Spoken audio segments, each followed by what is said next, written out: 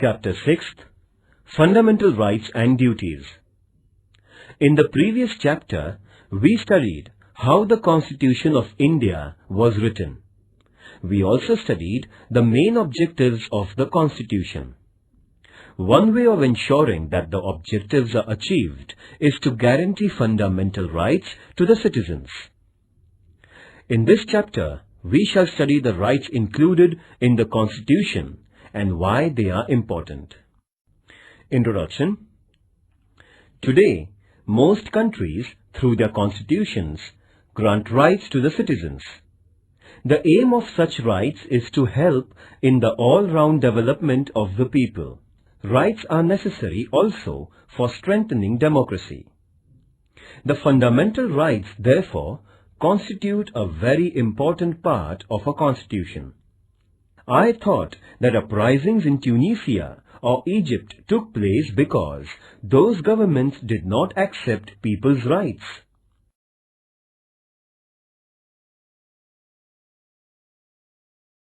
A. What is a right? When we say that a person has a right, we mean that the person can engage in a certain act and that others accept that behavior. Having a right also means that the person can expect specific behavior from other persons and from the government. Thus, rights can come into being only when other members of society and the government accept certain obligations. You must have seen that there is a silence zone near hospitals. This is a regulation local authorities declare that you cannot blow horns while passing through the silence zone. This regulation comes in the backdrop of a socially accepted idea that patients in the hospital need silence and that they are entitled to rest and recuperation in peace. Thus, the patient's claim to rest is accepted by society, and then a regulation is made to enforce that claim. Society accepts various such claims mainly when they are seen as reasonable. In other words, rights require in the first place an agreement among members of the society over what are reasonable claims of its members. Then, it also requires legal provisions for ensuring the rights. Such legal provisions include limits on the powers of the government.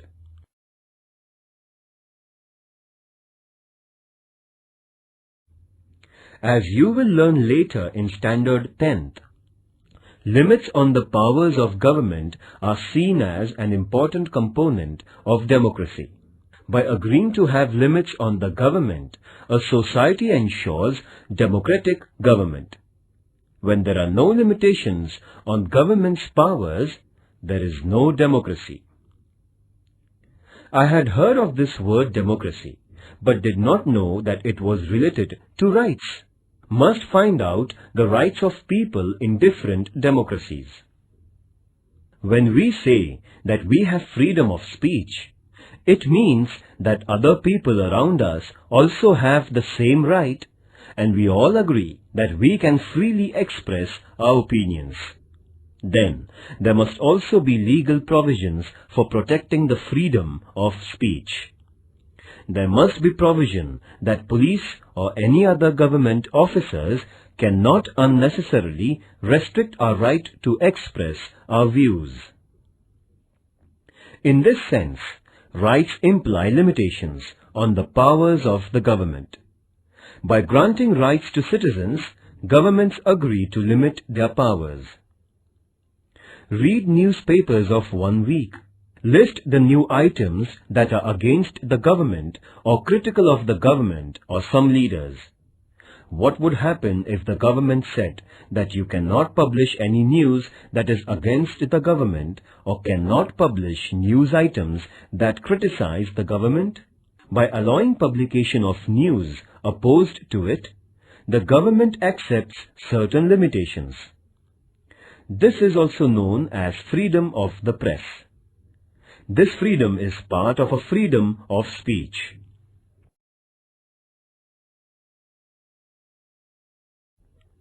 But granting these rights was not an easy or straightforward process. In many countries, people engaged in struggles with their rulers for long periods before they could get their rights. When the Constitution of the United States was written in 1787, the idea of rights also existed. But that Constitution originally did not mention any rights because makers of that Constitution felt that rights are already there and do not need mention in the Constitution. But on the demands of citizens, a Bill of Rights was subsequently included in the US Constitution, that is, in 1791. Since that time, it has become customary to include rights in the Constitution of a country. The Constitution of India includes a detailed list of rights. These are called fundamental rights. This means that these rights are of fundamental importance. They are so important that the government cannot take away these rights. Long back in 1215, the British monarch had to agree to some restrictions over the monarchical powers. This agreement is famous as the Magna Charta, a charter agreed by the king. Even after this, there were many struggles in England between the people and the monarch. Those struggles resulted into many more limits on the powers of the king or queen. Ultimately, these struggles led to democracy and acceptance of citizens' rights. In 1776, the American people declared their independence from England. That declaration is known as the Declaration of Independence, in which it was asserted that certain rights of human beings were inalienable, meaning that nobody could take those rights away. Similarly, the French Revolution of 1789 also underlined the importance of rights through the Declaration of Rights of Man and of the Citizens. The French Revolution led to abolition of the monarchy and the rise of democracy in France. In what way rights are related to democracy?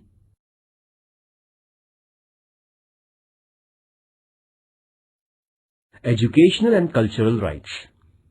India is full of diversity. People in a country speak different languages, follow different religions, adopt different cultural practices, and celebrate different festivals. This is possible only when we do not force people to give up their own cultural practices and adopt the culture of the majority. In every part of the country, some cultural or linguistic groups will be in a minority. Do they have to follow the culture of the majority? Freedom means that minorities should be free to adopt and practice their own culture. The Constitution has guaranteed such cultural diversity by protecting educational and cultural rights of minorities. A group belonging to language-based minority or religious minority will have the right to protect its culture and to form educational institutions.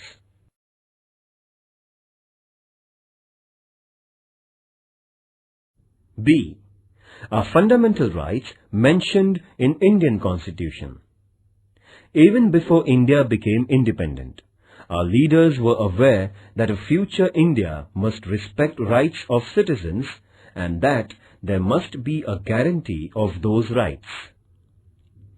When India was under British rule, Motilal Nehru, who was president of an all-party committee, demanded that the government must adopt a Bill of Rights, that is, in 1928.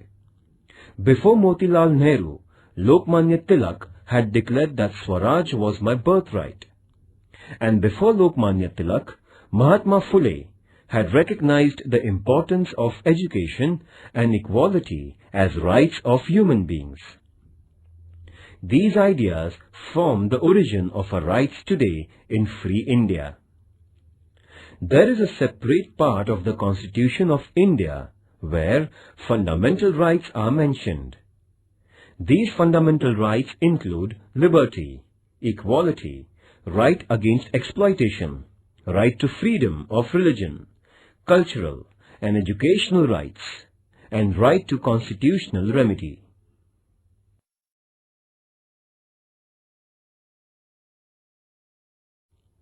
C.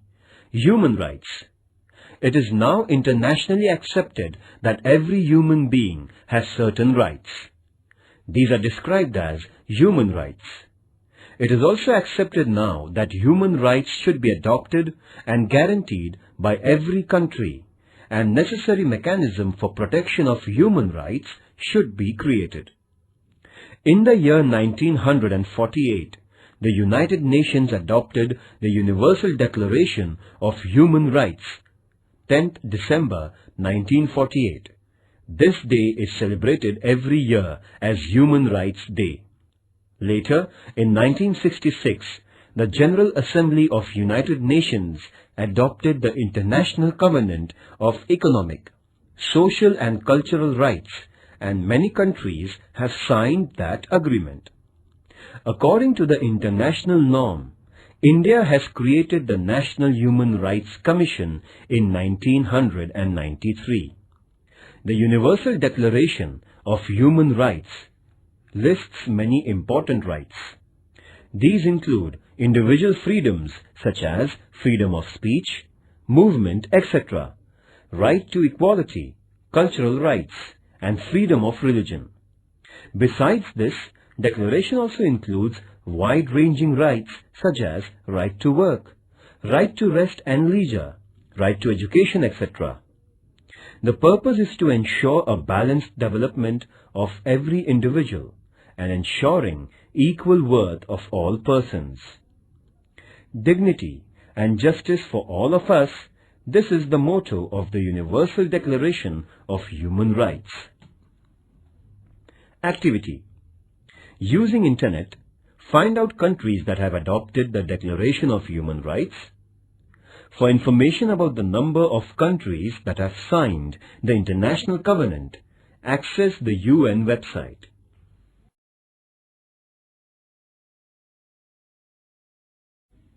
D. Citizens' duties. Why can't we have only rights and no duties? It is often said that rights and duties are two sides of the same coin. Do you know what it means?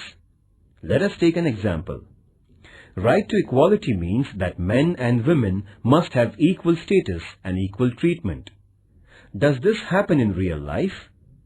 Unless all members of society respect this right and fulfill the duty of treating women as equal, this right will never fully come into being. Therefore, it is the duty of every citizen not to engage in domestic violence against women and to oppose ill treatment of women, because women are not treated equally and practice of female foeticide is prevalent. Is it not a duty to respect women as equal citizens? You will now understand why duties are important for the fulfillment of rights. Just as society must respect our rights, society expects that we accept certain responsibilities as our duties. Some duties are listed in the Constitution as a fundamental duties. These include to respect the Constitution, to respect national flag and national anthem, to protect the country, to adopt a feeling of brotherhood towards all citizens of India, to protect the environment, to adopt a scientific approach, etc. Is there punishment if these duties are not performed? Ecological balance. Human beings are dependent on environment for air, water, trees and minerals. If we use these natural resources indiscriminately, that leads to environmental degradation. Our present generation may be happy to use as many trees as it can cut down, but what will happen to later generations? Already, over-exploitation of natural resources is leading to crises such as drop in rainfall, rise in temperature, and many other environmental hazards. This only shows the importance of duties. It is not our duty to use the natural resources carefully? Think of others and think of our future generations. Activity. Obtain a copy of the Constitution of India and make a list of fundamental duties. Discuss in your class why these duties are important. I can now see the link between rights and duties. Unless we are bound by the duty to protect our environment, how can later generations enjoy the benefits of forests and fresh air and other natural resources?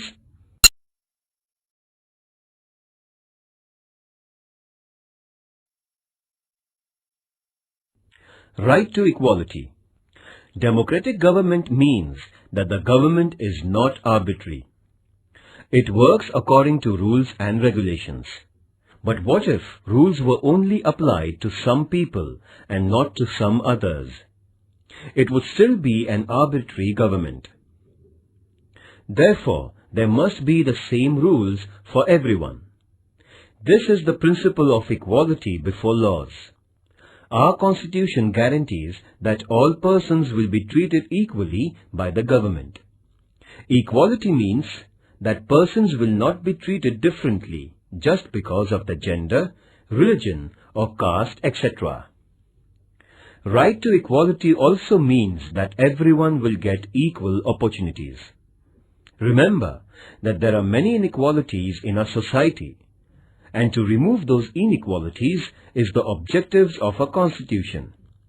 Therefore, it is the responsibility of the government not only to treat all persons equally, but to implement policies that will bring equality in our social relations.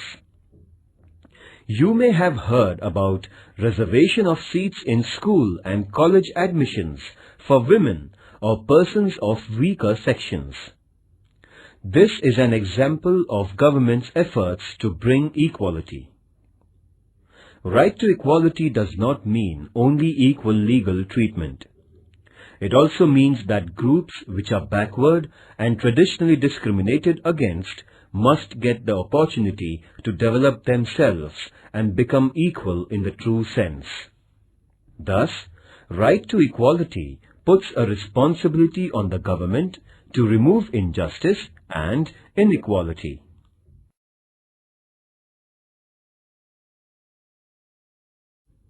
Right to freedom of religion. In India, people follow different religious practices, but the government does not support or oppose any religion. Every person is free to follow any religion and pray according to her or his religion and also propagate their religion. The government will not differentiate between persons of different religions only on ground of their religion. And because there is no religion which is the official religion of a country, government or government-aided institutions will not force us to follow any particular religious practice. Government also does not itself preach any religion or give religious education in schools aided by it.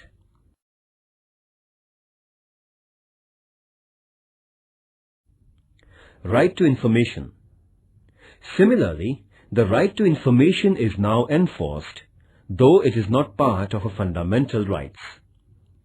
Citizens cannot judge the government if they do not have enough information. Therefore, of late, it has been accepted all over the world that democracy means citizens' right to get the information from their government. This is known as the right to information. After the efforts of the senior social activist Anna Hazare and his followers, right to information was passed by the Government of India.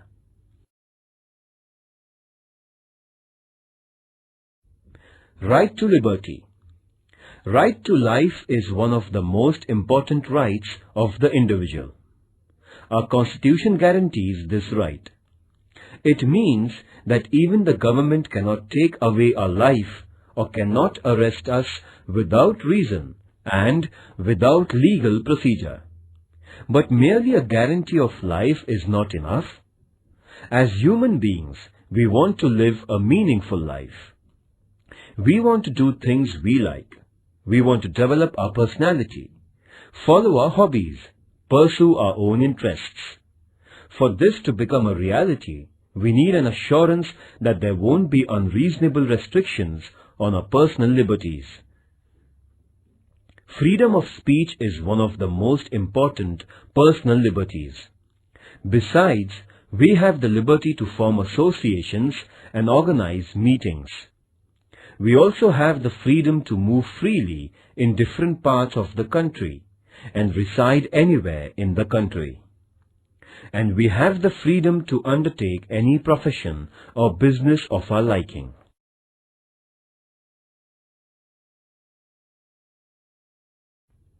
Right to constitutional protection. So far we listed the rights guaranteed by the Constitution. But what do we mean by guarantee? If our right is violated, we can go to the government for protection. But what will happen if some officer or the government itself violated or did not respect our rights?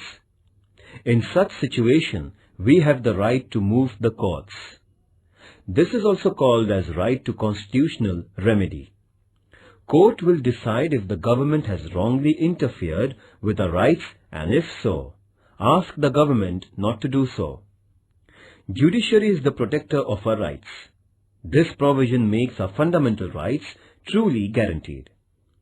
First, what is the importance of right to equality? Second, why is the right to constitutional remedy the most important right?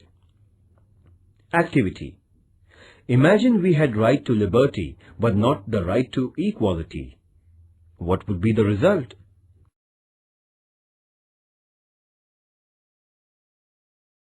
Right against exploitation. Both liberty and equality will be violated if some people are forced by others to undertake some work against their wishes. Because of poverty, there used to be many people who would take loans from private moneylenders, and the moneylenders would then force them to work without payments until the loan and interest are repaid. This practice was known as forced labor or wait. The Constitution has declared such practices as illegal. There will be no slavery in any form, and nobody will be treated as a bonded labor. Another fallout of poverty is that children from poor families are required to undertake work and earn money. As a result, children are sometimes employed in very hard and dangerous jobs, such as the job of making firecrackers. The Constitution has banned such practices because these involve exploitation of children. Children below the age of 14 years of age cannot be employed in hazardous jobs.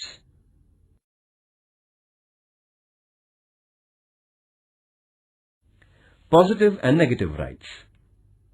Rights are necessary for our personal development. They are necessary also for the well-being of the society. Rights ensure that weaker and backward sections of society get opportunities to improve their condition. The right to equality is very important in this respect. Thus, some rights are limitations or restrictions on the powers of the government, while some rights mandate that the government adopts policies for the well-being of weaker and needy sections. In this sense, rights are responsibility of the government and the society to make sure that various services and facilities reach all sections. So, our rights are twofold. Some rights are restrictions on government, what the government cannot and should not be doing. Let us call them negative rights, because they tell us what the government should not do. On the other hand, some rights tell what the government should do. These are positive rights. Right to education, for instance, is a positive right. On the other hand, freedom of speech is a negative right, meaning that it states that government cannot put unreasonable restrictions on a freedom of speech.